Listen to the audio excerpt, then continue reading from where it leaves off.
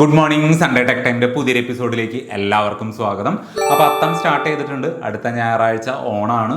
ഓണായതുകൊണ്ട് നമ്മൾ episode skip ചെയ്യാനുള്ള പ്ലാനൊന്നും മനസ്സിലില്ല. ഇതുപോലെ ചെയ്യണം എന്ന് തന്നെയാണ് ആഗ്രഹം. ബാക്കി അപ്പം നോക്കാം.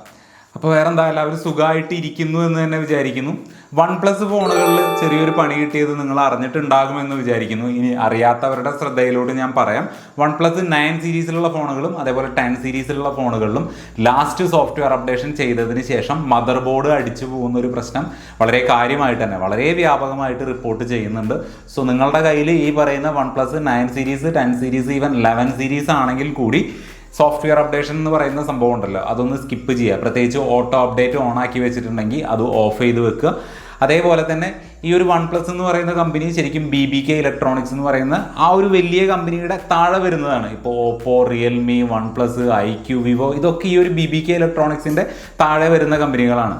സോ അതുകൊണ്ട് തന്നെ ഇപ്പോൾ ഈ OnePlus 9 സീരീസിൽ ഉപയോഗിച്ചിരിക്കുന്ന മദർ ബോർഡ് ഉണ്ടല്ലോ, അത് ഈ പറയുന്ന നേരത്തെ പറഞ്ഞ ഏത് ബ്രാൻഡുകളിൽ വേണമെങ്കിലും ഉപയോഗിച്ചിട്ടുണ്ടാവാം. സോ നിങ്ങൾ ഉപയോഗിക്കുന്ന ഫോണുകൾ ഈ പറയുന്ന BBK ഇലക്ട്രോണിക്സിൻ്റെ അണ്ടറിൽ വരുന്ന കമ്പനിയുടെ ഫോണുകളാണെന്നുണ്ടെങ്കിൽ ഞാൻ എടുത്ത് പറയാം, IQ, Vivo, Realme, Oppo, OnePlus ഇതൊക്കെ അവരുടെ അണ്ടറിൽ വരുന്നതാണ്. സോ ഇതിലെല്ലാത്തിലും ഒരു പക്ഷേ ഈ ഒരു പ്രശ്നം വരാനുള്ള ചാൻസ് ഉണ്ട്. സോ നിങ്ങൾ ഉപയോഗിക്കുന്ന ഫോൺ റിയൽമി ആണെങ്കിലും IQ ആണെങ്കിലും ഓപ്പോ ആണെന്നുണ്ടെങ്കിലും ഓട്ടോ അപ്ഡേറ്റ് ഓഫ് ചെയ്ത് വെക്കുക. പ്രത്യേകിച്ച് നിങ്ങളുടെ ഫോൺ ഔട്ട് ഓഫ് വാറണ്ടി ആണ് എന്നുണ്ടെങ്കിൽ. ഇപ്പോൾ നമ്മൾ OnePlusൻ്റെ ഫോണുകളിൽ ഡിസ്പ്ലേയിൽ ലൈൻ വരുന്നൊരു ഇഷ്യൂ മുന്നേ റിപ്പോർട്ട് ചെയ്തിട്ടുണ്ടായിരുന്നു. അതേ ഇഷ്യൂ തന്നെ OnePlus ഫോണുകളിൽ വന്നതിനേക്കാൾ കൂടുതലായിട്ട് വിവോ IQ ഫോണുകളിൽ വന്നിട്ടുണ്ടായിരുന്നു. സോ ആ ഒരു ഡിസ്പ്ലേ തന്നെയായിരിക്കാം ഈ വിവോ IQ ഫോണുകളിൽ ഉപയോഗിച്ചിട്ടുണ്ടാവുക. അതുകൊണ്ടായിരിക്കാം ആ ഒരു ഇഷ്യൂ അതേപോലെ IQ ഫോണുകൾ അല്ലെങ്കിൽ വിവോ ഫോണുകളിലോട്ട് വന്നിട്ടുള്ളത്. എനിക്ക് ആധികാരികമായിട്ട് പറയാനായിട്ട് സാധിക്കില്ല. ബോർഡ് അടിച്ചു പോയി കഴിഞ്ഞിട്ട് പിന്നെ ഏകദേശം 30,000-40,000 രൂപയൊക്കെ ചിലവ് വരുന്നുണ്ട് എന്നാണ് പറയപ്പെടുന്നത്. സോ അത് സ്പെൻഡ് ചെയ്യണേക്കാൾ നല്ലത് ആ ഒരു സോഫ്റ്റ്വെയർ അപ്ഡേഷൻ എന്ന് പറയുന്ന പരിപാടി ഓഫ് ചെയ്ത് വെക്കുകയാണല്ലോ. സോ പറഞ്ഞു എന്ന് മാത്രം, ബാക്കി നിങ്ങളുടെ ഇഷ്ടം. അപ്പോൾ നമുക്ക് നമ്മളുടെ ഫസ്റ്റ് ന്യൂസിലോട്ട് കിടക്കാം. Apple event 2024 iPhone 16, 16 Plus, 16 Pro മോഡലുകളൊക്കെ റിലീസ് ചെയ്യുന്ന ആ ഒരു ഇവൻറ്റ് നാളെ നടക്കാനായിട്ട് പോവുകയാണ്.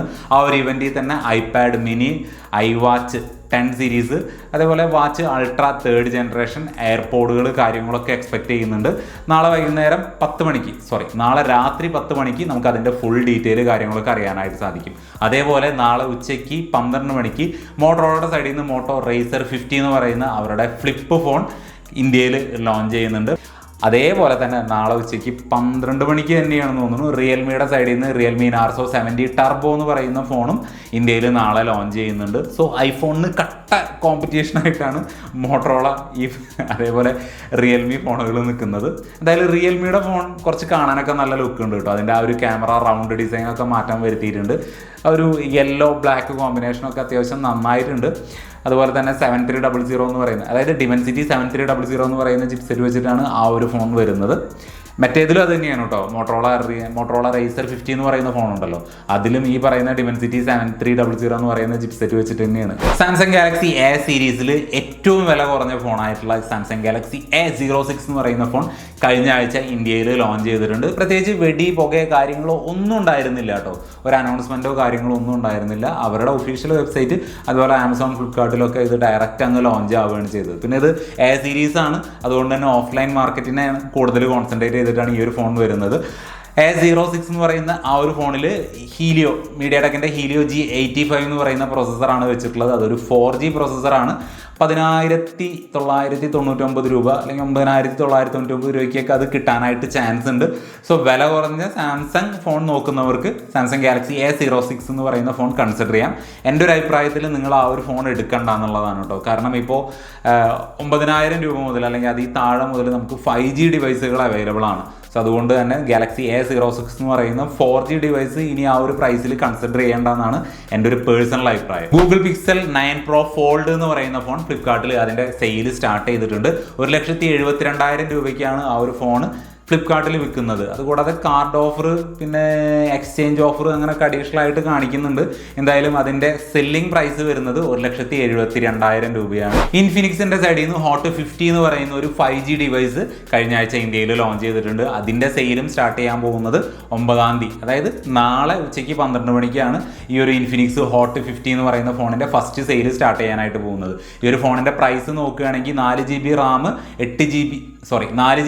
128GB ഇന്റേണൽ മെമ്മറി വരുന്നതിന് 9,999 രൂപയാണ് പ്രൈസ് വരുന്നത്. 1000 രൂപയുടെ കാർഡ് ഓഫറും കൊടുത്തിട്ടുണ്ട്. സോ 8,999 രൂപയ്ക്ക് നിങ്ങൾക്ക് 5G ഡിവൈസ് കിട്ടും.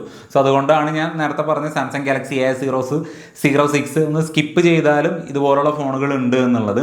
എന്തായാലും നാളെ ഞാൻ ഒരെണ്ണം ഓർഡർ ചെയ്യാനായിട്ട് പ്ലാൻ ചെയ്തിട്ടുണ്ട്.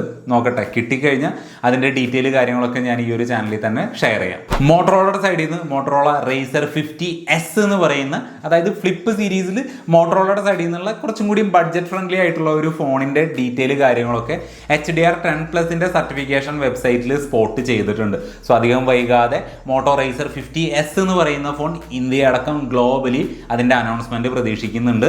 നത്തിങ് OS 3.0, അതായത് ആൻഡ്രോയിഡ് 15 ബേസ്ഡ് നത്തിങ് OSന്റെ ബീറ്റ വെർഷൻ ലീക്ക് ആയിട്ടുണ്ട് എന്നുള്ളതാണ് പറയുന്നത്. ലീക്ക് ആയതാണോ അവർ ഒഫീഷ്യലി പുറത്ത് വിട്ടതാണോ എന്നറിയില്ല.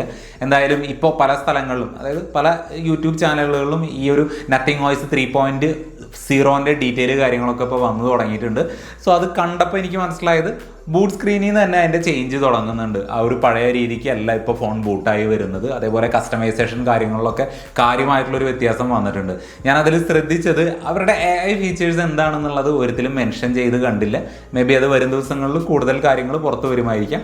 എന്തായാലും നത്തിങ് ഫോൺ ഉപയോഗിക്കുന്ന ആളുകൾക്ക് സന്തോഷ വാർത്ത ഉണ്ട്. നത്തിങ് OS 3.0ന്റെ അപ്ഡേറ്റ് ഏത് നിമിഷവും നമുക്ക് പ്രതീക്ഷിക്കാം. അതേപോലെ നത്തിങ്ങിൻ്റെ സൈഡിൽ നിന്ന് 2 പുതിയ ഫോണുകൾ കൂടി വരുന്നുണ്ട് എന്നുള്ളൊരു വാർത്ത കേൾക്കുന്നുണ്ട്. IME ഡാറ്റാബേസിൽ ഈ 2 ഫോണുകളുടെയും ഡീറ്റെയിൽ കാര്യങ്ങളൊക്കെ സ്പോട്ട് ചെയ്തിട്ടുണ്ട് എന്നുള്ളതാണ് പറയുന്നത്. അപ്പോൾ ഞാൻ ആ ഒരു ആർട്ടിക്കിൾ വായിച്ചപ്പോൾ അത് CMFന്റെ സീരീസിൽ, അതായത് നത്തിങ്ങിൻ്റെ അണ്ടറിൽ വരുന്ന CMF ഉണ്ടല്ലോ, ഒരു പക്ഷേ ഒരു ഫോൺ CMFന്റെ അണ്ടറിലും ഒരു ഫോൺ നത്തിങ്ങിൻ്റെ സൈഡിൽ നിന്ന് ആയിരിക്കാം വരാമെന്നൊക്കെ പറയുന്നുണ്ട്. എന്തായാലും അധികം വൈകാതെ നത്തിങ്ങിൻ്റെ സൈഡിൽ നിന്നോ അല്ലെങ്കിൽ CMFന്റെ സൈഡിൽ നിന്നോ 1-2 ഫോണുകൾ പ്രതീക്ഷിക്കാം. നോക്കിയ എന്ന് പറയുന്ന കമ്പനിയുടെ അവസാന കാലത്താണ് അവർ ലൂമിയ സീരീസ് ഫോണുകൾ പുറത്തിറങ്ങിയിരുന്നത്. അതായത് വിൻഡോസ് ഫോണുകളായിരുന്നു. ആ ഒരു ഫോണിൻ്റെ ഡിസൈൻ എന്ന് പറഞ്ഞാൽ ഭയങ്കര യുണീക്കായിരുന്നു. ഒരു സ്ക്വയർ ഡിസൈനിൽ നല്ല രസമായിരുന്നു കാണാനായിട്ട്. ഇപ്പോൾ ആ ഒരു ലൂമിയ ഫോണുകളുടെ ഡിസൈൻ കോപ്പി അടിക്കുക എന്ന് പറയാൻ പറ്റില്ല, HMD തന്നെയാണ് അതിൻ്റെ ഓണർ വരുന്നത്. സോ ആ ഒരു ഡിസൈനിൽ HMDയുടെ സൈഡിൽ നിന്ന് സ്കൈലൈൻ എന്ന് പറയുന്ന ഒരു ഫോൺ കഴിഞ്ഞ മാസം ഗ്ലോബലി പുറത്തിറങ്ങിയിട്ടുണ്ടായിരുന്നു. ആ ഒരു ഫോൺ ഇന്ത്യയിലോട്ട് വന്നിട്ടില്ല. ആ സ്കൈലൈൻ എന്ന് പറയുന്ന ഫോണിൽ ഭയങ്കര സക്സസ് ആയിരുന്നു എന്നാണ് അവർ പറയുന്നത്. ഗ്ലോബലി ഒരുപാട് ഫോണുകൾ വിറ്റുപോയി, അതിൻ്റെ ഡിസൈനിനൊക്കെ ഭയങ്കര സ്വീകാര്യത കിട്ടിയെന്നാണ് പറയുന്നത്.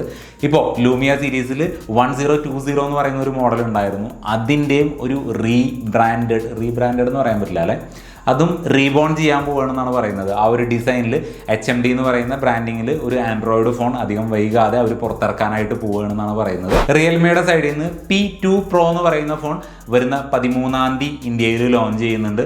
ആ ഒരു സെഗ്മെന്റിൽ ഫാസ്റ്റസ്റ്റ് കർവ് ഡിസ്പ്ലേ ആണെന്നാണ് പറയുന്നത്. അതിൽ കൊടുത്തിരിക്കുന്ന ചിപ്സെറ്റ് കാര്യങ്ങളൊന്നും ഇതുവരെ റിവീൽ ചെയ്തിട്ടില്ല. 10-ാം തീയതി, അതായത് ചൊവ്വാഴ്ച അതിൽ വരുന്ന ചിപ്സെറ്റ് ഏതാണെന്നുള്ളത് ഒഫീഷ്യലി അവർ പുറത്ത് വിടുമെന്ന് പറഞ്ഞിട്ടുണ്ട്.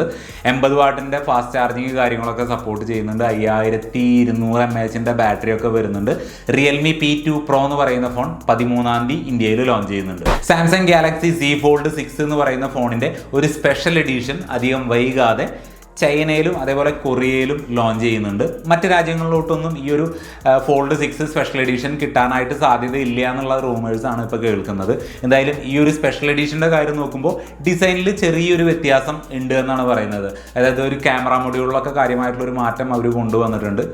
അങ്ങനെ വെർട്ടിക്കലി നിൽക്കുന്ന സംഭവം തന്നെ, പക്ഷെ അവിടെ ചെറിയൊരു പാറ്റേണിലൊക്കെ ചേഞ്ച് കൊണ്ടുവന്നിട്ടുണ്ട്. അതേപോലെ തിക്നെസ്സിലും കാര്യമായിട്ടുള്ളൊരു വ്യത്യാസം വരുന്നുണ്ട് എന്ന് പറയുന്നുണ്ട്. പിന്നെ ഒരു വാർത്ത ഞാൻ വായിച്ചത് ഈ ഒരു ഫോണിൻ്റെ ഉള്ളിൽ തന്നെ അവരുടെ സ്റ്റൈലസ് വെക്കാനുള്ള ഓപ്ഷനും കൂടി വരുന്നുണ്ടെന്ന് പറയുന്നുണ്ട്.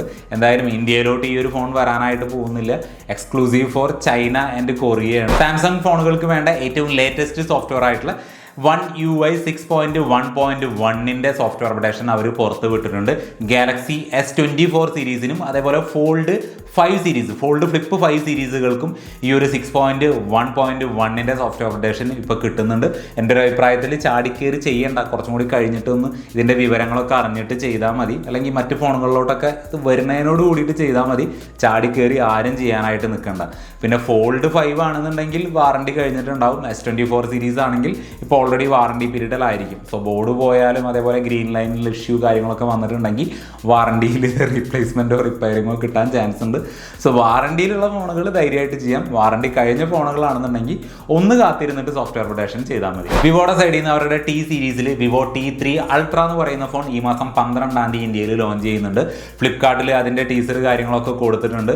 ഇതിൻ്റെ ഇന്റേണൽ സ്പെക്ക് എന്താണെന്നോ, അതായത് പ്രോസസ്സർ ഏതാണെന്നോ, ഡിസ്പ്ലേ സൈസ് കാര്യങ്ങളൊന്നും ഇതുവരെ പുറത്തു വന്നിട്ടില്ല. ഇനി നമ്മളുടെ അവസാന ന്യൂസ്, സാംസങ്ങും അതേപോലെ യൂണിവേഴ്സിറ്റി ഓഫ് മൈക്കൻസും തമ്മിലൊരു കോൺട്രാക്റ്റിൽ വന്നിട്ടുണ്ടായിരുന്നു. അതായത് സാംസങ് ഗാലക്സി വാച്ച് സീരീസുകൾ ഉണ്ടല്ലോ, അത് തരുന്ന റിസൾട്ടുകൾ, അതിൻ്റെ മെഷർമെൻറ്റ്സ്, ഹെൽത്ത് മെഷർമെൻറ്റ്സ് കാര്യങ്ങളൊക്കെ എത്രമാത്രം അക്യുറേറ്റ് ആണ് എന്നുള്ളത് റിസർച്ച് ചെയ്ത് അതിൻ്റെ ഒരു റിസൾട്ട് അറിയാമെന്നുള്ളതാണ് ആ ഒരു കോൺട്രാക്റ്റിൽ ഉണ്ടായിരുന്നത്. സോ അവരുടെ യൂണിവേഴ്സിറ്റി ഓഫ് മൈക്കൻസിൻ്റെ റിസൾട്ട് കഴിഞ്ഞ ആഴ്ച പുറത്ത് വന്നിട്ടുണ്ടായിരുന്നു. സാംസങ് ഗാലക്സി വാച്ച് സീരീസുകൾ തരുന്ന ഹെൽത്ത് മെഷർമെൻറ്റ്സ് 90% അക്യുറേറ്റ് ആണ് എന്നുള്ളതാണ് അവർ പറയുന്നത്. അതായത് നമ്മളൊരു ഒഫീഷ്യൽ മെഡിക്കൽ എക്യുപ്മെൻറ്റ്സ് തരുന്ന റിസൾട്ടുകൾ ഉണ്ടല്ലോ, ഇപ്പോൾ നമ്മൾ ഹോസ്പിറ്റലിൽ പോയി കഴിഞ്ഞ് കഴിഞ്ഞാൽ കുറച്ചും കൂടി കാര്യമായിട്ട് കുറച്ചും കൂടി എഫിഷ്യൻ്റ് ആയിട്ടുള്ള റിസൾട്ടുകളായിരിക്കും അവിടെ തരിക. ആ ഒരു റിസൾട്ടിനോട് 90% മുകളിൽ നീതി പുലർത്തുന്ന അല്ലെങ്കിൽ അക്യുറേറ്റ് ആയിട്ടുള്ള റിസൾട്ടുകൾ തന്നെയാണ് സാംസങ് ഗാലക്സി വാച്ച് സീരീസുകൾ തരുന്നത് എന്നുള്ളതാണ് ഇവർ പറയുന്നത്. എന്തായാലും എനിക്കൊരു കാര്യം പറയാനായിട്ടുള്ളത്, നിങ്ങൾക്ക് എന്തെങ്കിലും തരത്തിലുള്ള ശാരീരികമായിട്ടുള്ള ബുദ്ധിമുട്ടുകൾ വന്നു കഴിഞ്ഞാൽ എത്രയും പെട്ടെന്ന് ഒരു ക്ലിനിക്കൽ സപ്പോർട്ട് എടുക്കുക എന്നുള്ളതാണ്. അതല്ലാതെ ഈ ഒരു വാച്ചിനെ ഒന്നും ഒരു കാരണവശാലും ഡിപ്പെൻഡ് ചെയ്ത് നിൽക്കരുത്. അപ്പോൾ ഇത്രയൊക്കെയാണ് ഈ ഒരാഴ്ചത്തേക്ക് വേണ്ടി ഞാൻ തപ്പിപ്പിടിച്ച ന്യൂസുകൾ. അപ്പോൾ എപ്പോഴും പറയാറുള്ള പോലെ ചാനൽ സബ്സ്ക്രൈബ് ചെയ്യുന്ന കാര്യം ഒന്ന് പരിഗണിക്കുക. നാളത്തെ ആപ്പിളിൻ്റെ ലൈവ് ഇവൻറ്റുകൾ എത്ര പേര് കാണും എന്നുള്ളത് കൂടി ഒന്ന് കമൻ്റായിട്ട് അറിയിക്കുക കേട്ടോ. ഞാൻ കാണാനായിട്ട് പ്ലാൻ ചെയ്യുന്നുണ്ട്. ബാക്കി നാളെ ഉറങ്ങിയില്ലെങ്കിൽ നോക്കാം. ഓക്കെ, അപ്പോൾ അടുത്തൊരു വീഡിയോയിൽ വീണ്ടും കാണാം. Stay safe, take care, good bye.